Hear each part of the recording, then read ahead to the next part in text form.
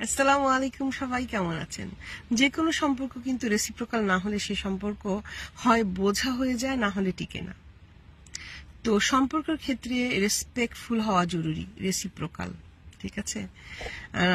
Trust reciprocal, সবকিছুই compromise reciprocal. সেটা যদি হয় বা 19-20 হলেও কোনো ক্ষতি নেই, কারণ আমরা তো প্রত্যেক দিন একই পরিমাণ কম্প্রোমাইজ করতে পারবো না। আজকে আমি 10%, তো আমার লাইফ পার্টনার 90%, আমার লাইফ পার্টনার 10%, তো আমি 90%, এরকমই হয়। প্রত্যেক দিন তো একরকম হয় না, তাহলে তো সেটা পার্টনারশিপ হয়ে যায়। হ্যাঁ, রিলেশনশিপ, একটা নরনারীর সাথে যে রিলেশনশিপ, সেটা পার্টনারশিপের মতনই, কিন্তু সেটা প্রফেশনাল নয়, সেটা অঙ্কের ফলাফল নয় যে সমান সমান সবসময় হবে।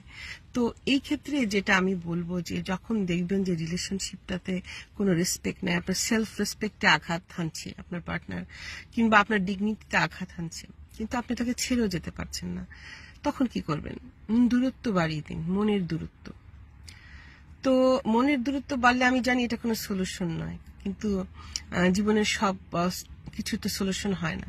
তো আপনি করে দেখতে পারেন, এই সলিউশন কাজে লাগতেও পারে, কারণ দূরত্বে হয়তো তার রিয়েলাইজেশন আসতে পারে, আবার কাছেও আসতে পারে সেই মানুষটি, আবারও আপনার সেলফ রেসপেক্ট ফিরে পেতে পারেন। ভেবে দেখবেন।